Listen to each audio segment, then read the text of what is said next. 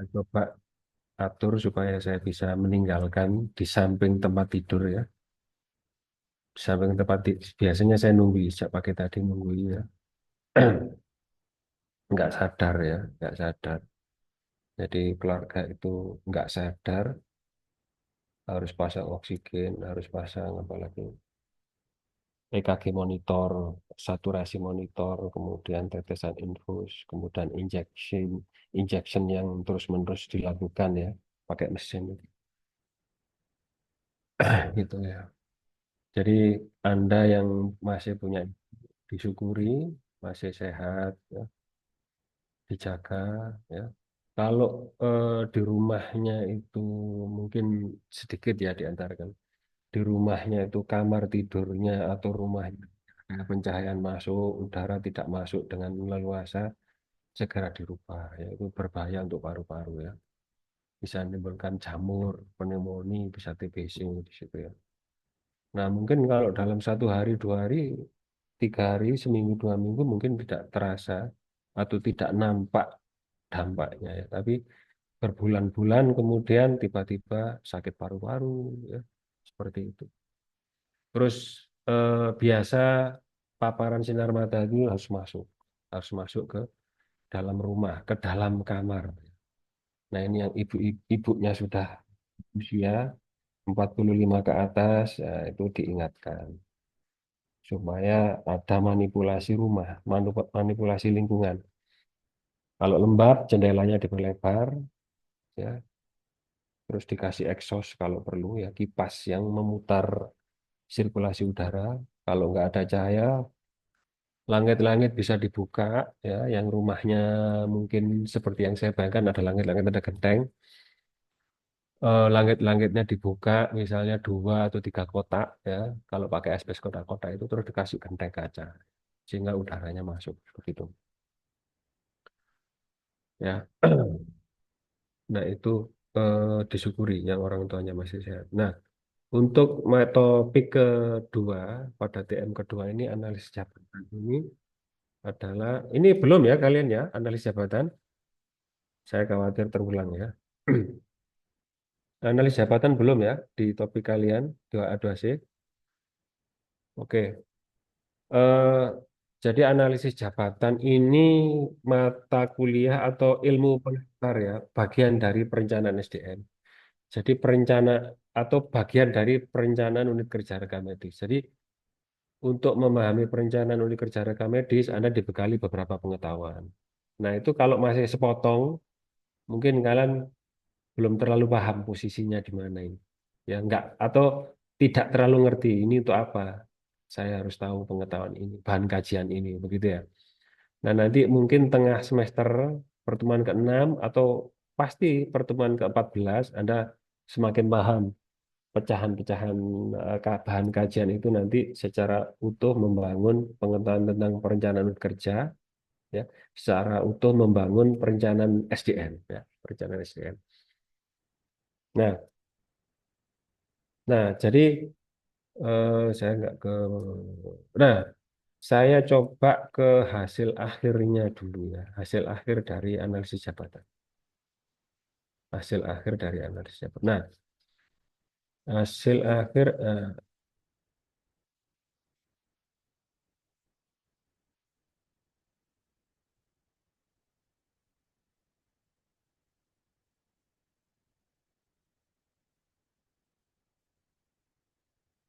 Nah, ini contoh hasil akhir analisis jabatan.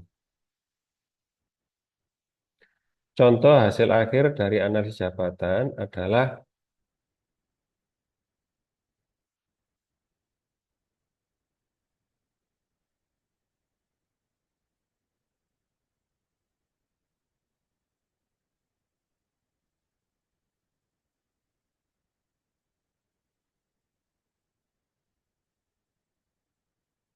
nah ini, contoh hasil akhir dari analisis jabatan, yaitu Anda menghasilkan deskripsi jabatan, menghasilkan spesifikasi jabatan, terutama itu ya.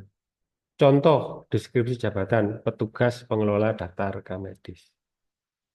Jadi pekerjaan analisis jabatan itu nanti hasil akhirnya, outputnya Beberapa di antaranya adalah yang utama adalah menghasilkan deskripsi jabatan, ya, kemudian menghasilkan spesifikasi jabatan. Terus apa lagi? Nah, sebelum ke yang lain ya, deskripsi jabatan contohnya apa? Misalnya petugas pendaftaran, misalnya lagi petugas pengelola data rekam medis. Nah, itu contoh deskripsi jabatan. Deskripsi lain adalah kepala instalasi rekam medis. Nah, itu deskripsi jabatan. Ya. Kalau spesifikasi jabatan, contoh apa? Contoh pendidikan minimal D3 rekam medis. Contoh spesifikasi jabatan yang lain adalah menguasai sistem informasi rekam medis elektronik. Jadi persyaratan jabatannya.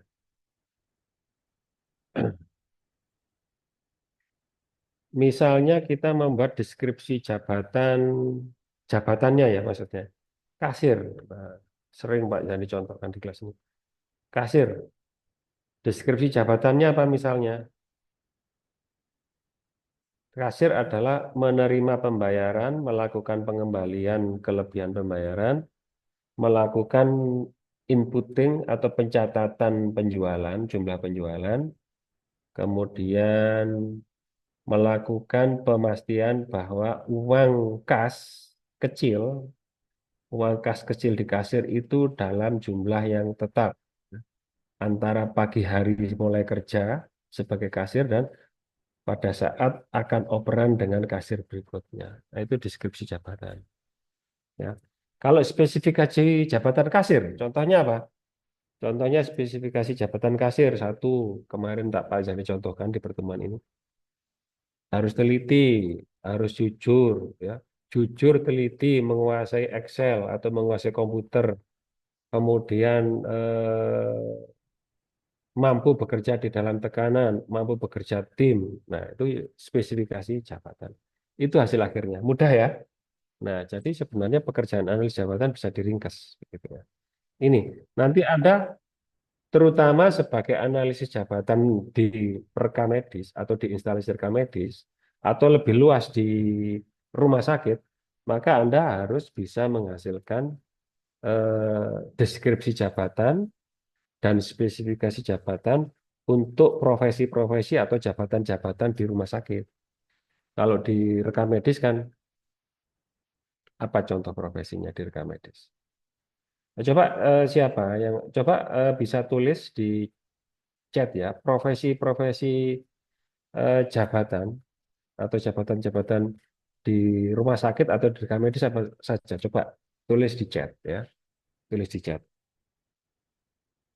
Nah, itu kalau Anda sekarang sudah tahu jabatan, nah Anda kemudian kemampuan Anda berikutnya adalah eh, apa tanggung jawabnya? Ya, petugas TPP. Ya, Zulfi menyampaikan jabatan petugas TPP itu di rumah sakit khususnya di mana? Di instalasi rekam medis ya. Ah, petugas filing betul, si Michel ya. Petugas filing itu betul ya. Jadi petugas filing, petugas TPP, apalagi ada mestinya yang lain ya, banyak ya. Petugas coding, saya dulu ya. Berapa lagi?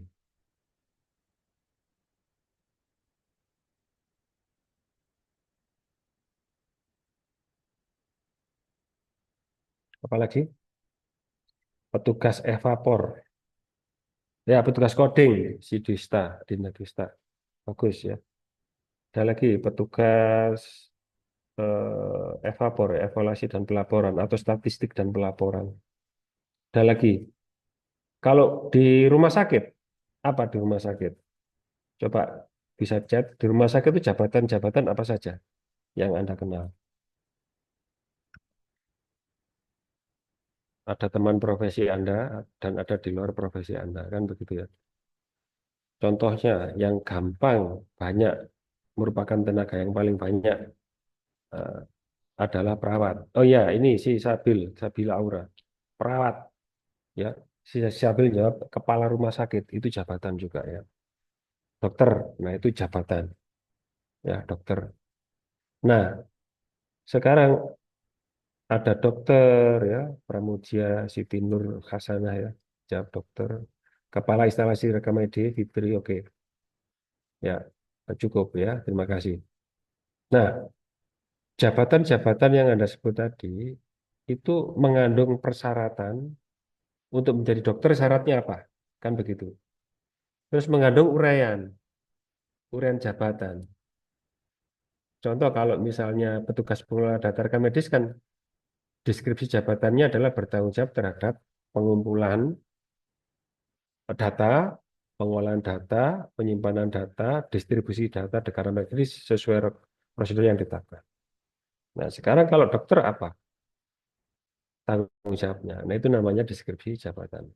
Kalau dokter misalnya melakukan tugas-tugas eh, pengobatan, penanganan penyakit dan rehabilitasi penyakit atau gangguan kesehatan. Misalnya begitu, itu deskripsi jabatan.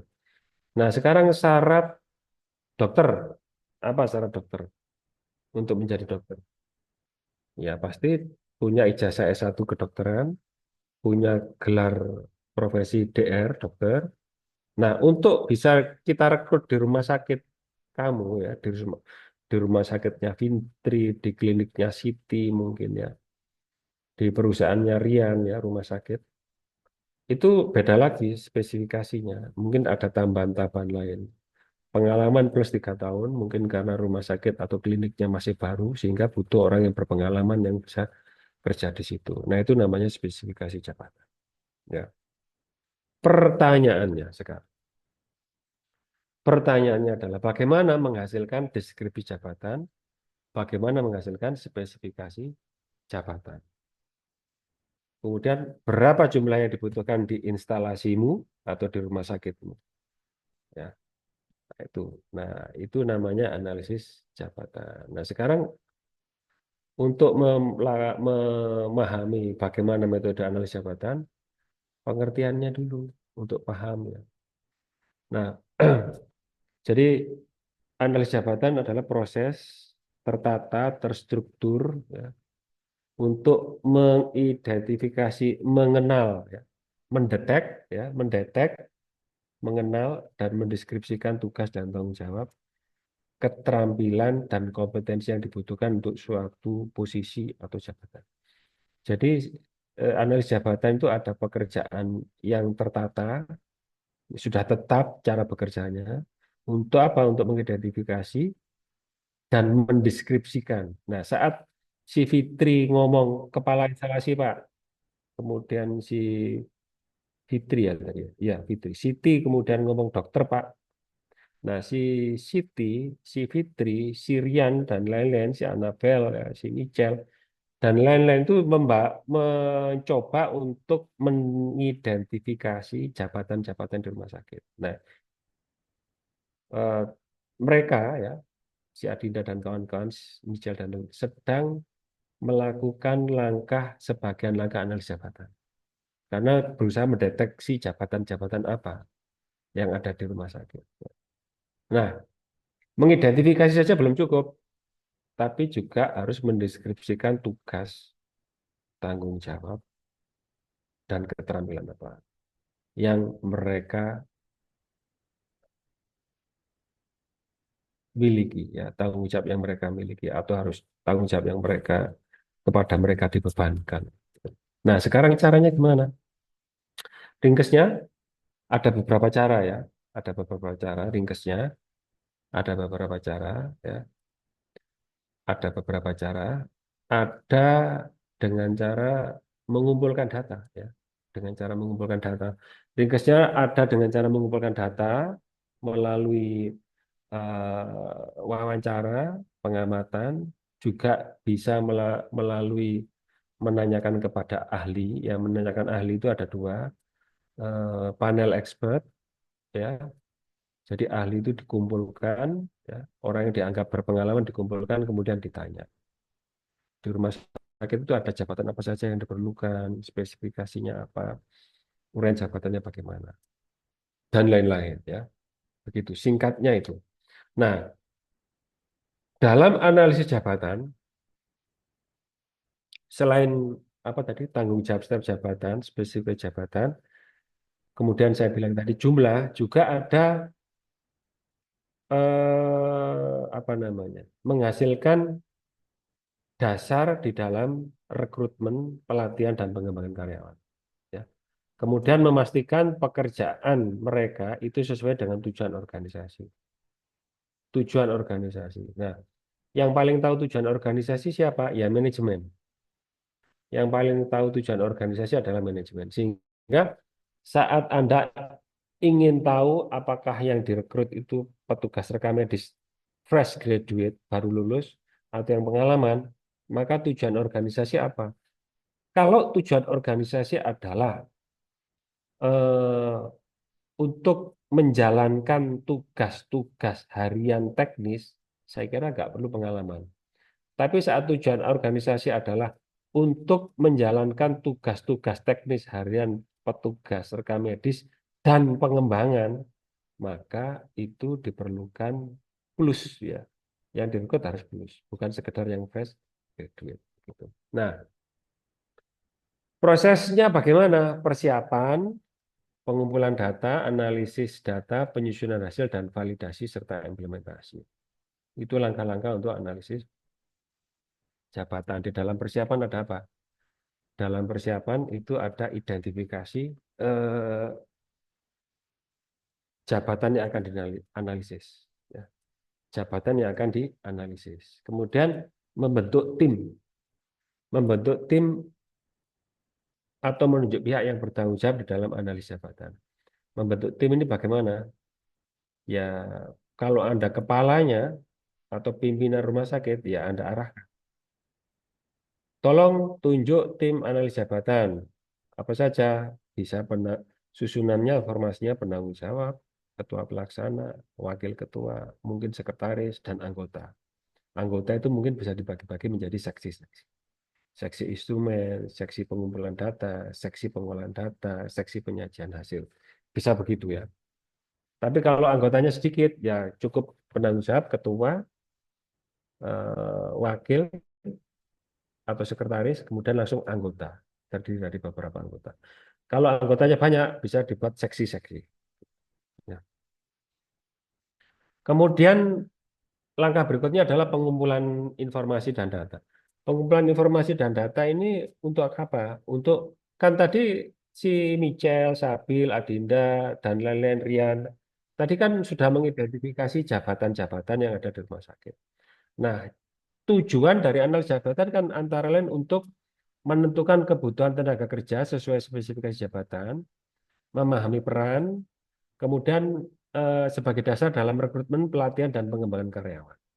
Nah, untuk tujuan ini, maka Anda perlu mewawancarai atau mengumpul data dengan cara lain selain mewawancara kepada pejabat-pejabat tersebut, ya, kepada pelaku-pelaku yang sekarang existing, yang ada di rumah sakit atau di klinik tempat kerja Anda. Nah, cara pengumpulan datanya bagaimana? Bisa wawancara, bisa observasi, bisa menyebarkan kuesioner, bisa mempelajari dokumen atau laporan, ya. Dokumen atau laporan itu termasuk dokumentasi ya. Bisa mempelajari catatan pekerjaan. Catatan pekerjaan itu misalnya kalau perawat kan ada laporan operannya. Itu. Kalau teknisi mungkin ada catatan pekerjaan. Itu dianalisis dokumentasi. Kemudian analisis data. Nah, analisis data ini lebih kepada analisis data kualitatif. Kenapa? Kalau dari wawancara kan kualitatif. Observasi kan bisa jadi lebih banyak kualitatif. Ya, kalau kuesioner lebih banyak ya bisa kualitatif, tapi bisa lebih gampang dikuantitatifkan begitu. Kemudian hasil setelah dilakukan analisis, kemudian dilakukan pengelompokan kategori hasil dari hasil analisis itu. Nah, pengelompokan kategori hasil tersebut menjadi sub-sub di dalam bab hasil. Ya. Eh, jadi ada kelompok-kelompok data hasil yang merupakan profil tempat penelitian, kemudian ada kelompok-kelompok data yang merupakan profil informan atau profil responden, ada kelompok data yang menyebutkan data-data terkait dengan jabatan perawat, ada kelompok-kelompok data yang menyajikan hasil jabatan kategori dokter, kategori kepala rekam medik, kategori tempat pendaftaran pasien, dan lain-lain. Nah, itu disusun berdasarkan penyusunannya boleh Anda mendasarkan pada kelompok jabatan, ya, atau kelompok kelompok kategori hasil analisis, yaitu kelompok kelompok jabatan, macam-macam jabatan hasilnya. Kemudian ada kelompok spesifik jabatan, Anda mengelompokkan berdasarkan spesifikasi perawat, spesifikasi dokter, spesifikasi TPP, spesifikasi petugas TPP, spesifikasi petugas pengolah data. Kemudian ada lagi spesifikasi atau hasil yang menyajikan tentang keterampilan minimal atau keterampilan atau pengetahuan yang harus dikuasai. Bisa seperti itu. Nah, nanti lebih jelas saya contohkan apa namanya eh, bentuk analisis, bentuk instrumen penggalian datanya. Ya. Nah, apa yang Pak Zani sampaikan tentang analis jabatan ini adalah selain pengetahuan ini berguna di dalam mata kuliah analis jabatan, juga berguna di metodologi penelitian. Ya. Ya, kalau Anda menguasai ini, maka bisa jadi Anda bisa menyusun topik LTA analisis jabatan petugas di instalasi rekam medis rumah sakit mana. Sudah jadi laporan tugas akhir ya.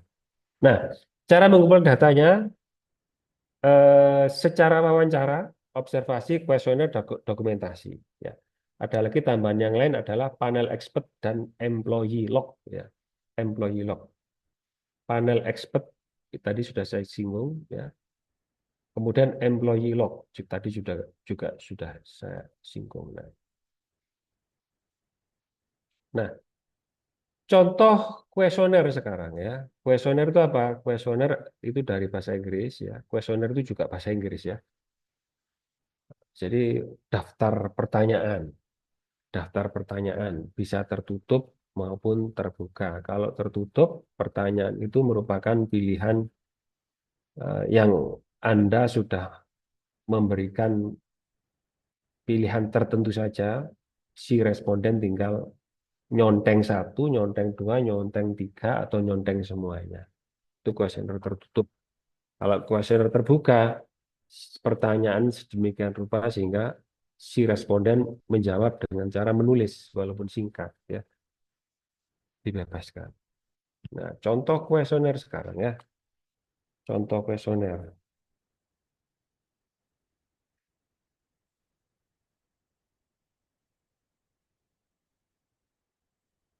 Kelihatan kuesioner? Coba salah satu respon, apakah terlihat contoh kuesioner contoh dua analisis jabatan? Izin jawab terlihat, Bapak. Nah, oke, terima kasih.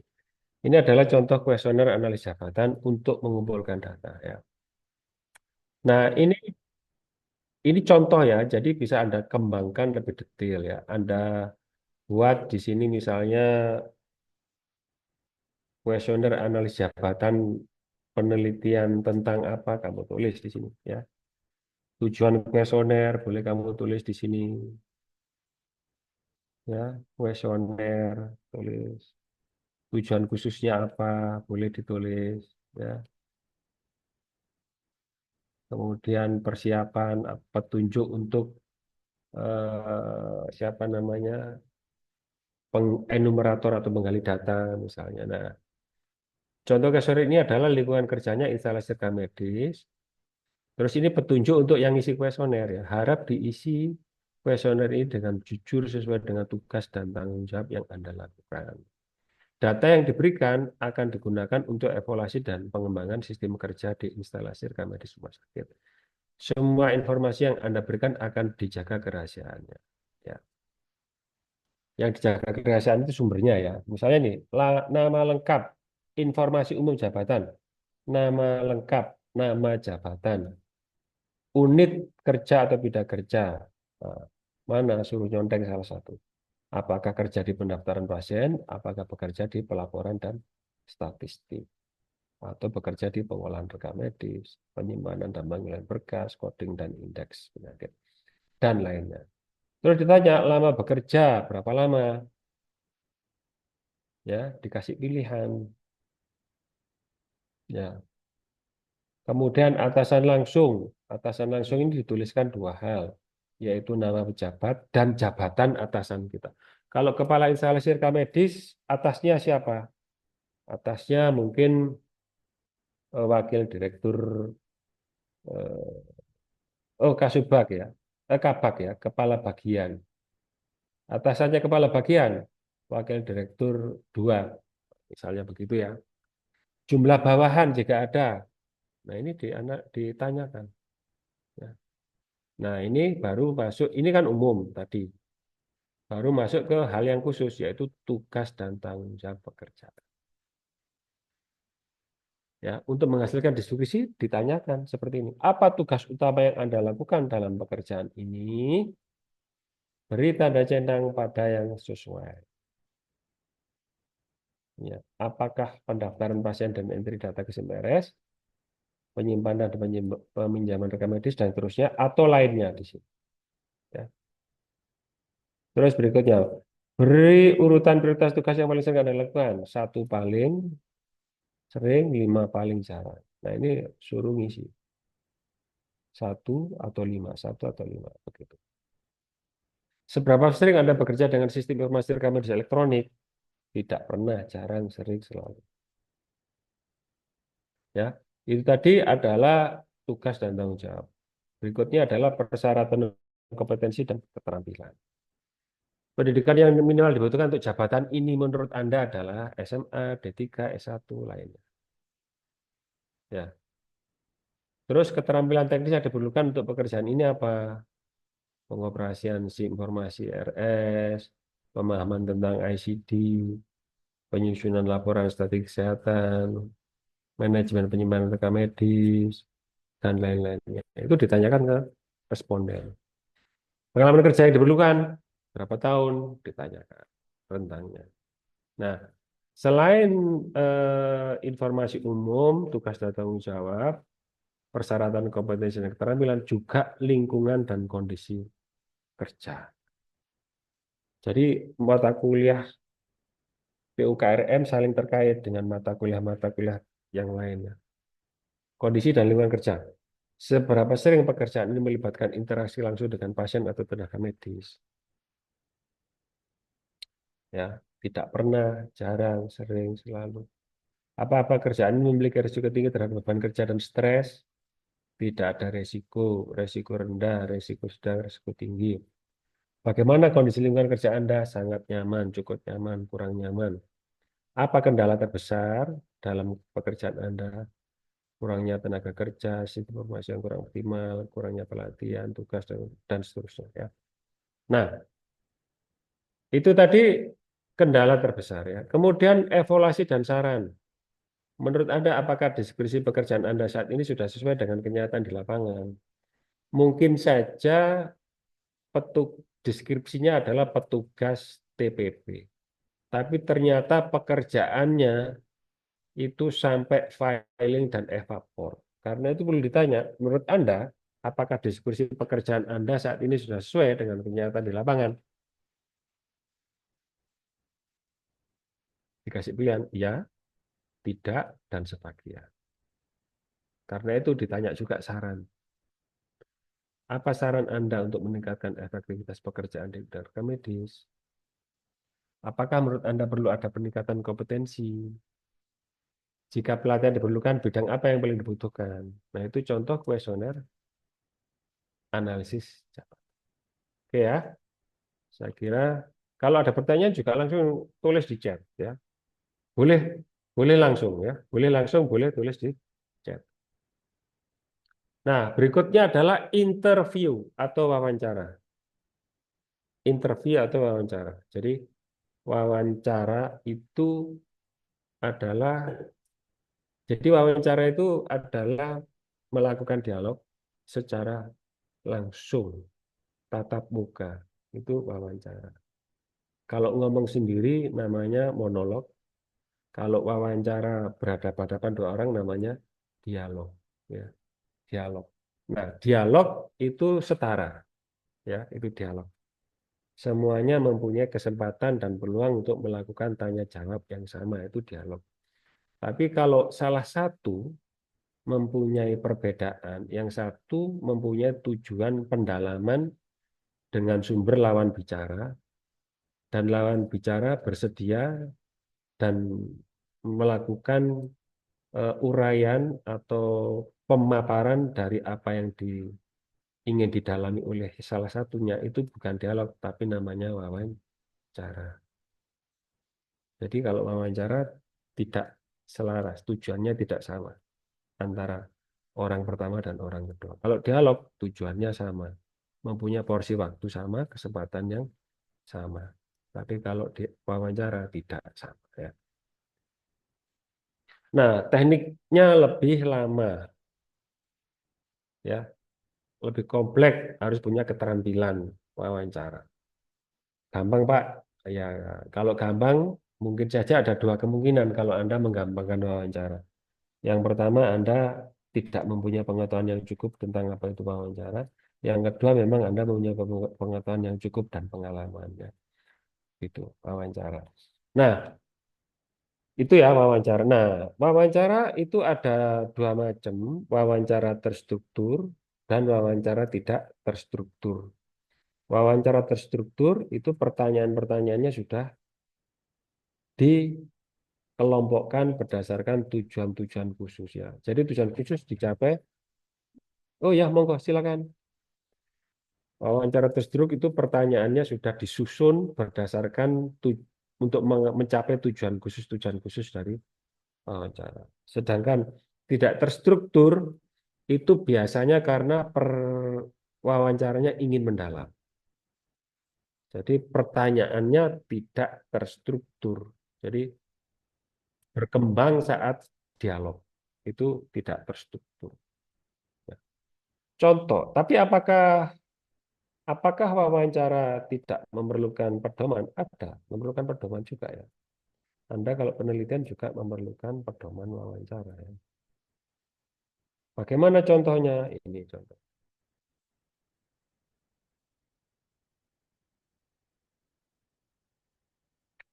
Ya, ini contoh. Contoh pedoman wawancara analis jabatan, instalasi rekam medis dan informasi kebutuhan remik. Petunjuk, wawancara ini bertujuan untuk menganalisis jabatan di instalasi rekam medis. Responden wawancara adalah petugas remik.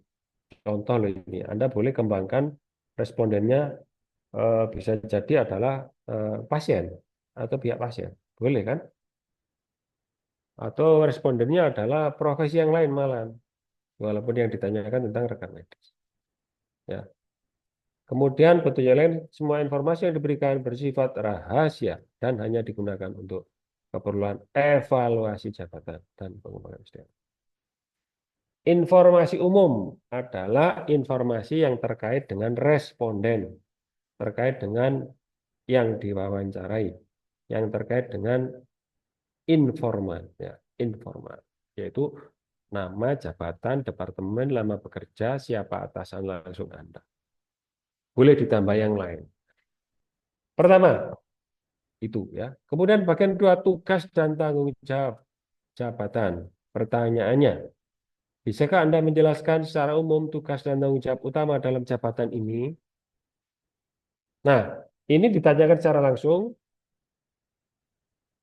Anda sebagai pewawancara, ingat ya, wajib merekam. Di sini harus merekam ya.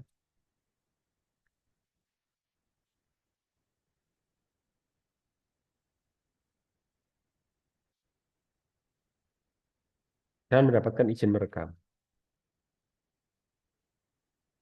Ya,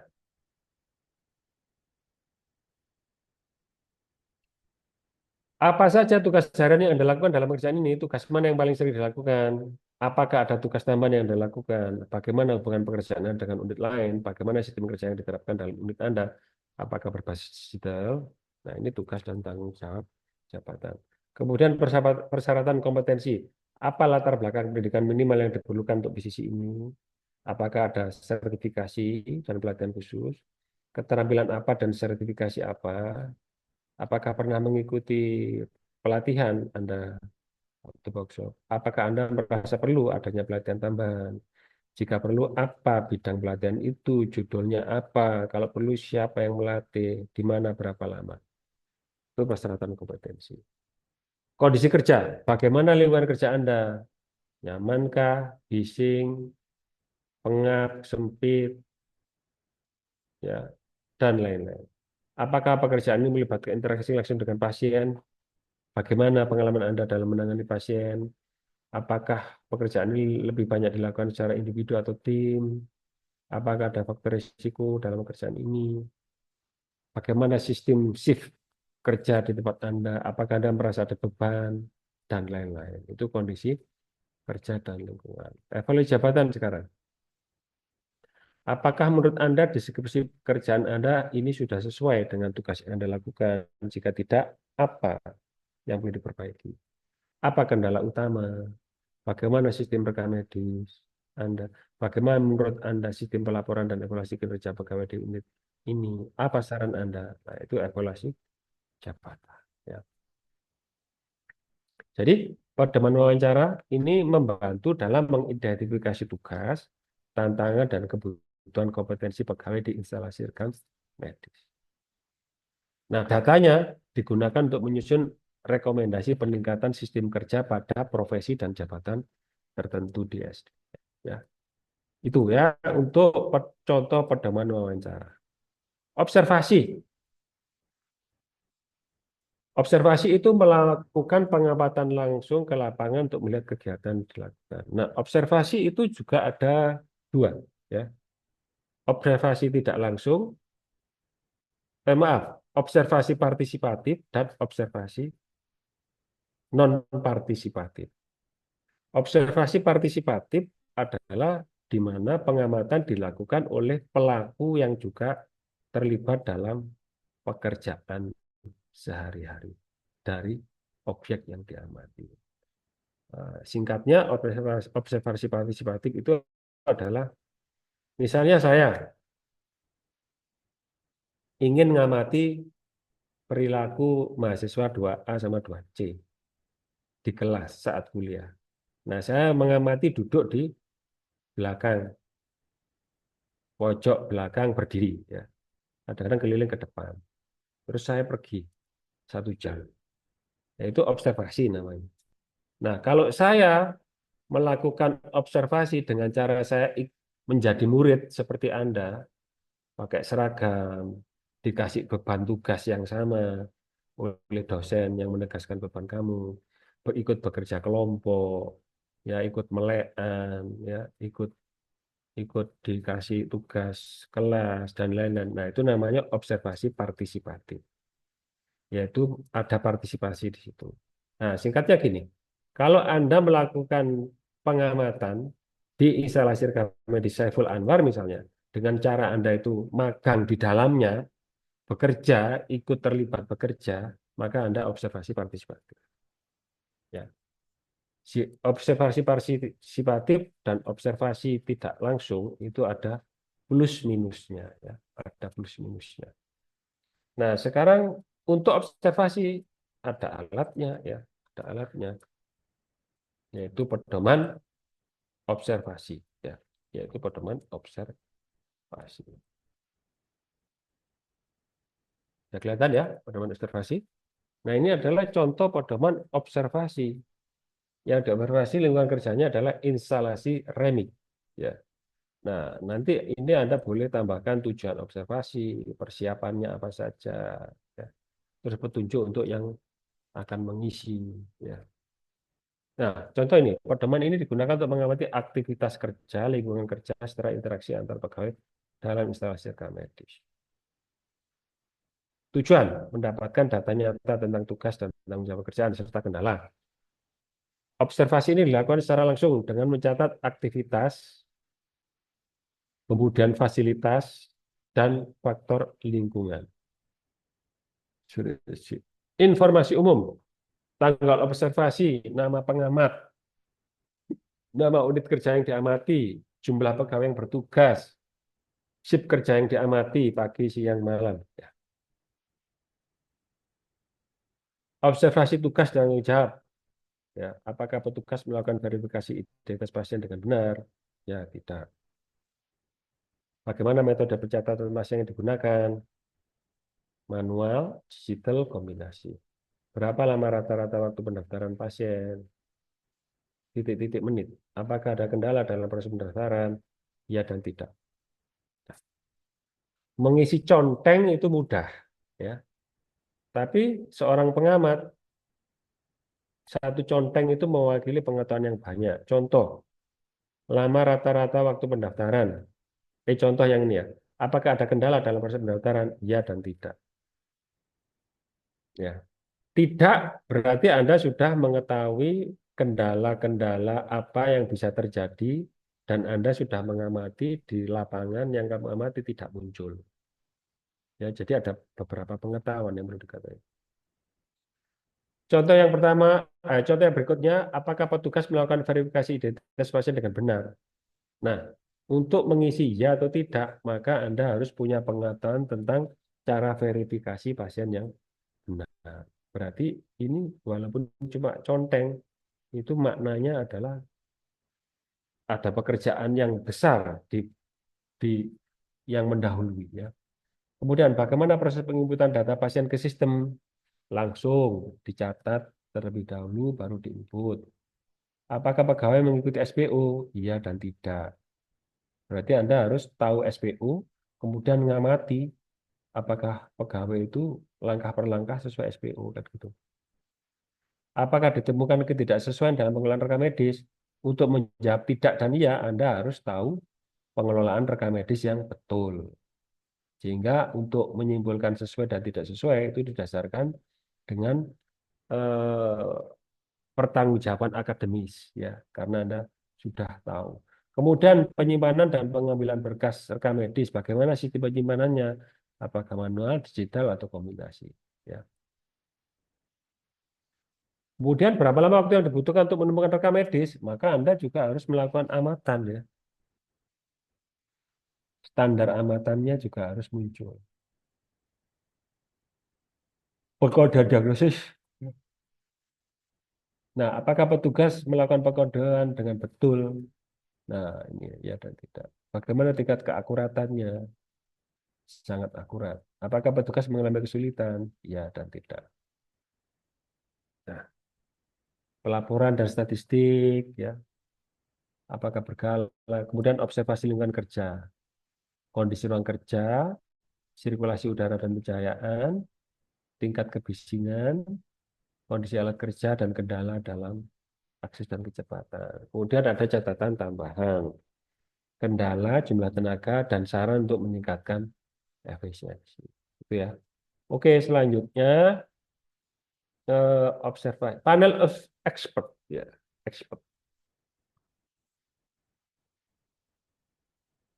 Panel expert ini diskusi antar para ahli ya yang dianggap berpengalaman di bidang.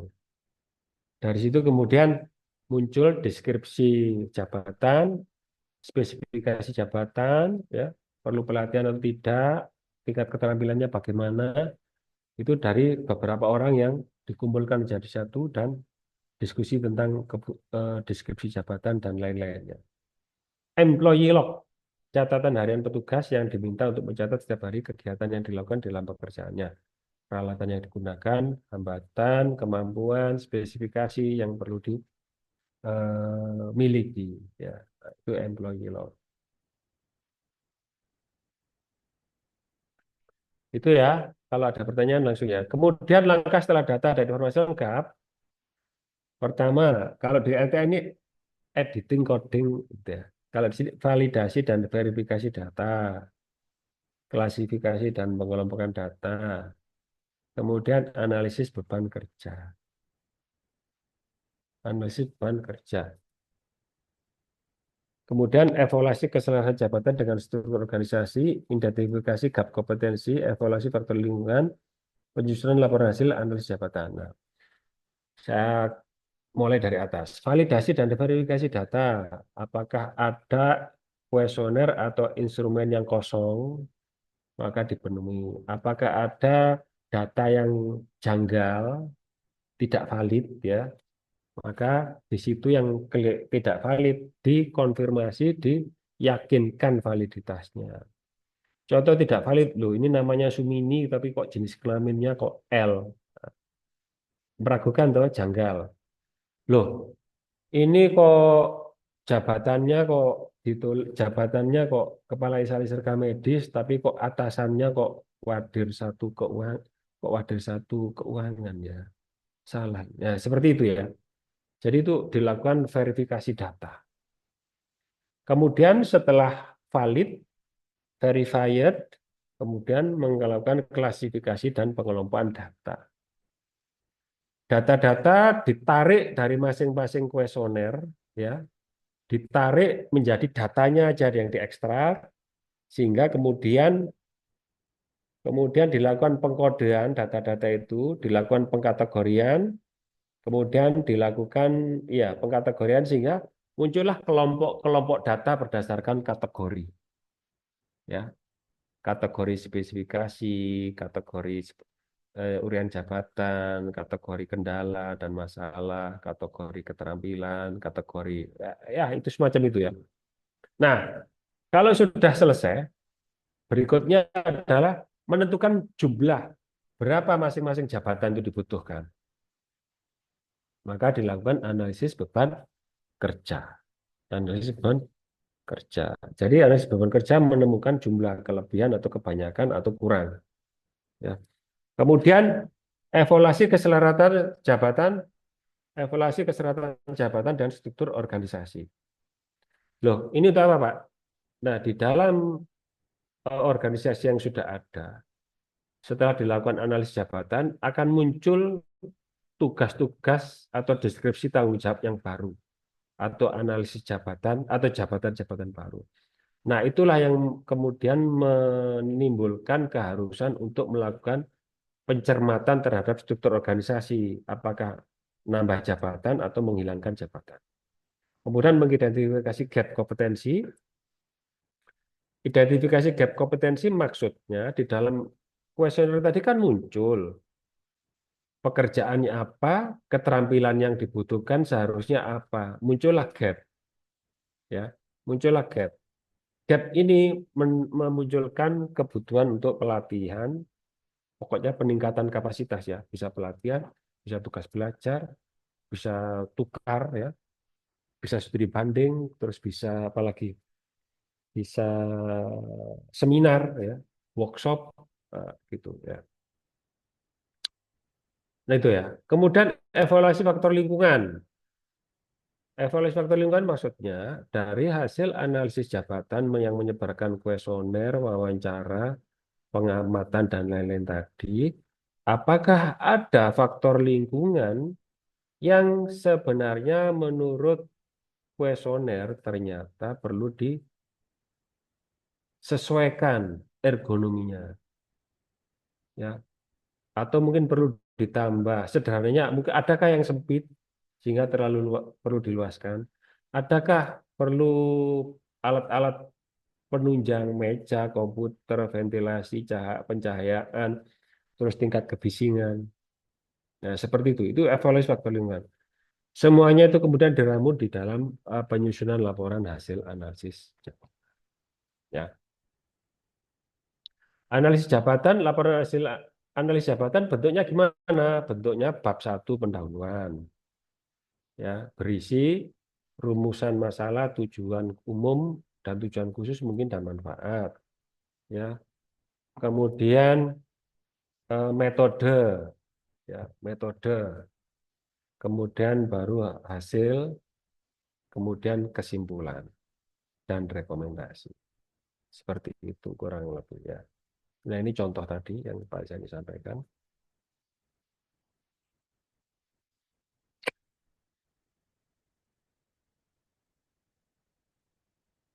Deskripsi dan spesifikasi jabatan di unit kerja rekam medis dan contoh terapan. Contoh, petugas entry data rekam medis bertanggung jawab untuk mencatat, menyimpan, dan mengelola data pasien secara akurat dalam sistem. Ini formulasi kalian ini diperoleh setelah melakukan pengumpulan data, ya, dan mengolah tentunya. Kemudian spesifikasi jabatan minimal lulusan D3 Remi. Ya, jadi spesifikasi jabatan adalah merinci kualifikasi yang dibutuhkan untuk menjalankan jabatan seperti pendidikannya, keterampilannya, dan pengalaman. Contoh deskripsi dan spesifikasi jabatan yang berikutnya adalah petugas pengelola data rekam medis. Deskripsi bertanggung jawab dalam pengumpulan, pengolahan, penyimpanan, distribusi data rekam medis sesuai prosedur yang ditetapkan. Spek pendidikan D3, menguasai SIMRE, ya, SIM-RME, mampu mengelola data dengan akurasi tinggi atau teliti, memiliki sertifikasi Kopdek. Ya. Nah, itu tadi. Ya, sekarang analisis beban kerjanya yang saya bilang tadi untuk menentukan jumlah berapa banyak yang dibutuhkan. Nah, metode analisis beban kerja itu antara lain ada metode WISN, Workload Indicator of Staff Need. Langkahnya gimana? Langkahnya pertama mengidentifikasi jumlah rekam medis yang perlu dikoding setiap hari. Misalnya ya, ini analisis beban kerja coder ya. Yang kedua, tentukan waktu rata-rata yang dibutuhkan untuk coding setiap berkas. Jadi, jadi caranya adalah menghitung jumlah dokumen rekam medis yang dikoding, terus berapa lama, berapa jam, baru kemudian dihitung waktunya dibagi dengan waktu ya. Jadi jumlah rekam medis dan waktu yang dibutuhkan ketemulah kecepatan ya. Jadi sekian coding per menit ya. Sekian coding misalnya bisa mengcoding 10 dokumen rekam medis per 10 menit misalnya. Itu beban kerjanya. Nah, itu dikonversi dengan kebutuhan tenaga. Kalau kita sudah ketemu bahwa kecepatan coding itu misalnya 10 coding per 60 per menit, 10 dokumen rekam medis per berapa misalnya per jam ya. 10 dokumen rekam medis per jam. Maka rumah sakit X butuh berapa tenaga SDM? Itu pertanyaannya. Ya caranya gimana? Ya cari tahu di rumah sakit tersebut ada berapa ribu coding. Kemudian dibagi dengan apa namanya? Dibagi atau di, diolah dengan mengkaitkan antara kecepatan pengkodingan dan kebutuhan tenaga dari situ ya. WSN. Nah, kemudian evaluasi kesesuaian kompetensi itu menilai apakah petugas pendataan di unit rawat jalan memiliki kompetensi sesuai kebutuhan. Ya. Jadi mengidentifikasi tugas utama petugas seperti verifikasi data pasien dan pengelolaan jadwal kunjungan. Kemudian membandingkan dengan kompetensi yang dimiliki seperti kemampuan komunikasi, kecepatan kerja, dan pemahaman prosedur pendaftaran. Rekomendasinya apa? Jika ada kesenjangan kompetensi, perlu dilakukan pelatihan atau rotasi kerja. Jadi di dalam analisis jabatan juga melakukan evaluasi kesesuaian kompetensi. Kemudian yang terkait dengan struktur,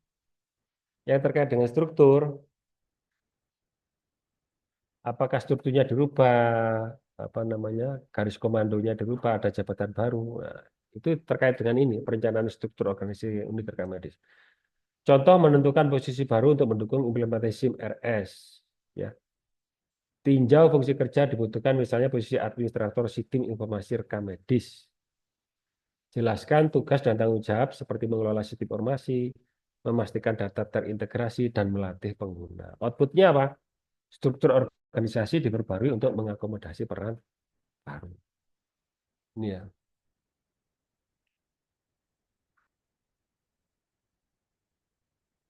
SOP juga eh, eh, terkait dengan penyusunan SOP ya.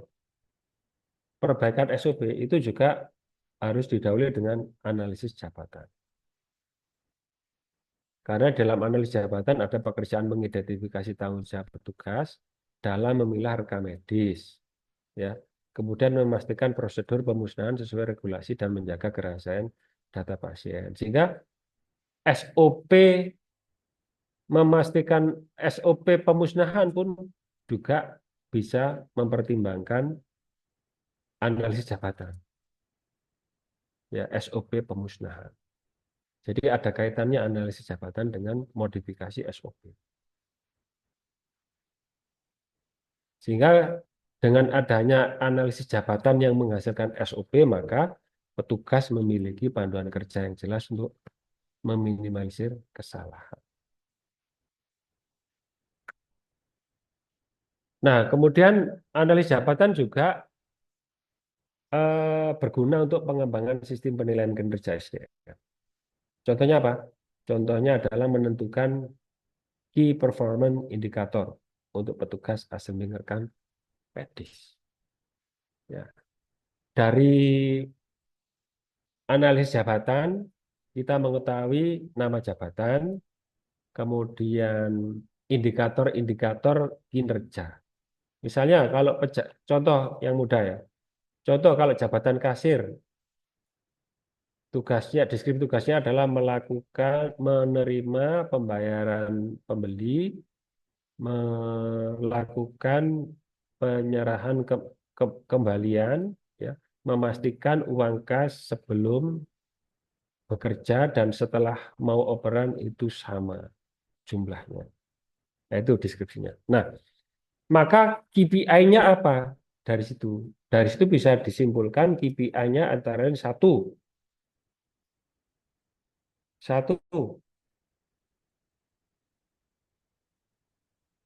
jumlah uang kas selalu balan, selalu seimbang. Itu KPI-nya, indikator performanya. Yang kedua, tidak terjadi kesalahan hitung. Yang ketiga, tidak pernah terjadi tekanan dari pembeli, misalnya karena hipnotis, gendam, dan lain-lain. Nah, itu KPI-nya dari analisis jabatan kerja. Kemudian, KPI lagi, jumlah pembeli yang bisa dilayani dalam waktu yang tertentu. Itu KPI. Itu contoh KPI kasir ya. Kalau KPI di rekam medis, misalnya tugas utama memastikan dokumen rekam medis lengkap sebelum disimpan. KPI-nya adalah waktu rata-rata penyelesaian assembling, kemudian presentasi rekam medis yang diselesaikan tepat waktu, tingkat kesalahan dalam assembling. Nah, itu. Jadi analis jabatan bisa berguna untuk pengembangan sistem penilaian kinerja SDM. Kesimpulannya apa? Penerapan analis jabatan membantu memastikan pengelolaan SDM di unit remik lebih efisien sesuai kebutuhan organisasi.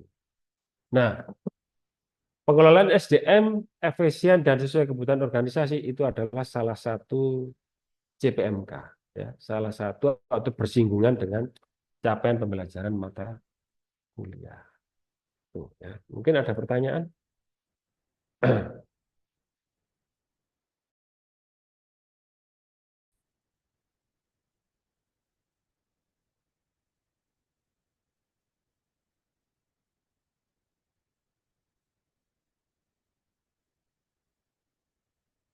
Nah, untuk praktikum, ya, untuk praktikum bisa dilihat di GC ya praktikumnya. Bisa dilihat GC praktikumnya.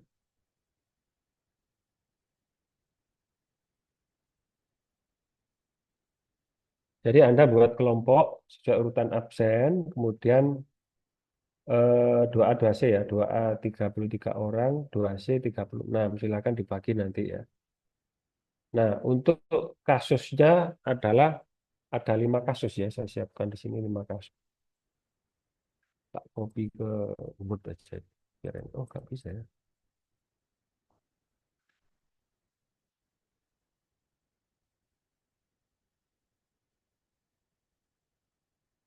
Nah, ini contoh kasus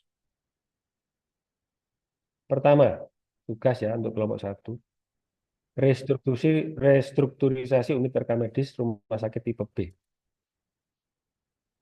Diketahui suatu rumah sakit tipe B dengan 500 tempat tidur sedang mengalami permasalahan dalam pengelolaan rekam medis. Beberapa masalah yang terjadi adalah terjadi keterlambatan pengumpulan dan pengarsipan dokumen rekam medis. Petugas rekam medis sering melakukan tugas di luar deskripsi. Saat ini unit memiliki 20 tugas dengan latar belakang pendidikan yang beragam. Tugas kelompok satu, tentukan deskripsi dan spesifikasi jabatan tiga posisi utama di unit rekam medis. Misalnya, petugas entry data, petugas coding, dan petugas pengarsipan. Analisis peran dan tanggung jawab masing-masing jabatan berdasarkan data yang ada. Kemudian, buatlah rekomendasi untuk meningkatkan efisiensi berdasarkan hasil analisis jabatan. Ya, ini untuk kasus kelompok pertama ya. Kelompok pertama. Kelompok pertama siapa? Kelompok pertama adalah, dilihat ya nanti ya.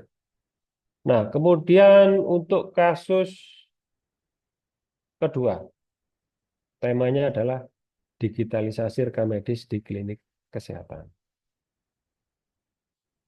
Sebuah klinik kesehatan berencana mengimplementasikan sistem rekam medis elektronik. Namun, belum ada petugas khusus untuk menangani data elektronik. Dan sebagian besar karyawan masih kurang memahami tugas mereka dalam digitalisasi. Tugas mahasiswa lakukan proses analis jabatan untuk menentukan kebutuhan tenaga kerja tambahan. Identifikasilah metode pengumpulan data yang paling efektif untuk memahami kebutuhan digitalisasi ini, yaitu apakah wawancara, apakah observasi, apakah kuesioner, atau dokumentasi, atau eh, log ya, log kerja, atau apa yang lain besar. Nah, hubungkan analis jabatan dengan perencanaan SDM untuk mendukung implementasi rekam medis. Itu kasus kedua ya. Untuk kasus ketiga, penilaian kinerja petugas rekam medis di puskesmas. Ya. Puskesmas dengan jumlah kunjungan, suatu puskesmas dengan jumlah kunjungan pasien rata-rata 150 orang per hari. Memiliki keluhan dari masyarakat terkait. Waktu tunggu yang lama dan pelayanan yang kurang ramah. Kepala puskesmas mencurigai adanya ketidaksesuaian antara tugas antara deskripsi jabatan dengan pekerjaan yang dilakukan oleh petugas. Tugas mahasiswa.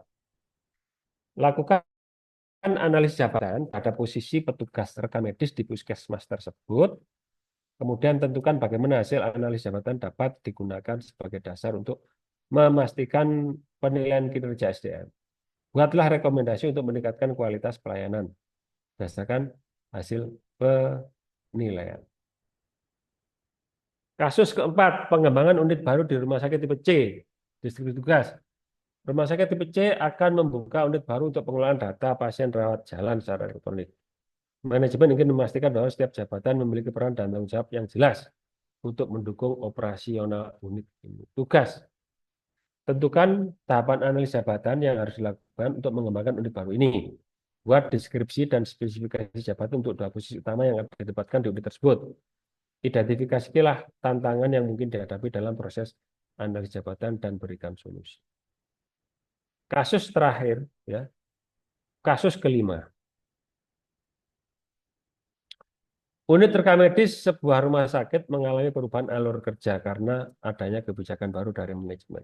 Perubahan ini mempengaruhi distribusi tugas dan tanggung jawab tenaga kerja di unit tersebut. Saat ini unit memiliki 10 petugas yang bekerja dalam shift. Tugas mahasiswa, gunakan metode analis jabatan untuk mengevaluasi apakah distribusi tugas sudah sesuai.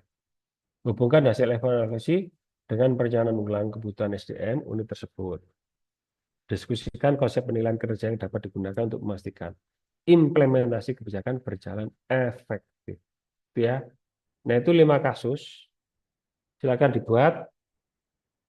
dibuat kelompoknya, ya. Nah, mungkin ada pertanyaan dari sini. Izin bertanya nih Bapak. Monggo silakan. Mohon maaf sebelumnya di kelas 2C sudah terdapat 5 kelompok nih Bapak. Mungkin juga dari mata kuliah yang lain dan itu tidak urut apa NIM atau absen nih Bapak. Apakah bisa digunakan nih Bapak? Ya, bagus ya pertanyaannya. Ini sangat mungkin terjadi seperti itu ya. Nah, sayangnya begini ya, itu nanti mempersulit dalam proses pengolahan nilai kalau acak. Ya, kalau acak sulit pengolahan nilai. Karena itu saya di mata kuliah saya itu diharapkan urut ya, urut betul-betul urut ya, tidak ada lompatan ya, kecuali keluar mundur DO ya, begitu. Jadi itu ya, tolong ini sebenarnya teknis saja ya, urut. Jadi sebenarnya kalau sudah ada yang ngajak, saya kira juga urut juga nggak apa-apa kan gitu ya. Itu jawabannya ya. Tolong kalau di mata kuliah saya atau pas kebetulan tugas saya itu urut di sini. Itu terima kasih. Mungkin jelas ya. Mungkin mengecewakan agar dimaklumi ya. Gitu. Ada pertanyaan lain?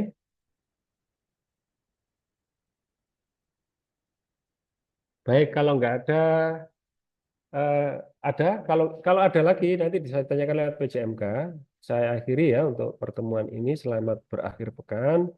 Selamat berkumpul dengan keluarga dan teman-teman, ya, teman-teman terbaik Anda. Gunakan waktu selama masih muda untuk mempersiapkan masa depan, ya. Baik, saya akhiri. Selamat sore. Assalamualaikum warahmatullahi wabarakatuh. Waalaikumsalam warahmatullahi wabarakatuh. Terima kasih, Bapak. Waalaikumsalam. Assalamualaikum warahmatullahi wabarakatuh.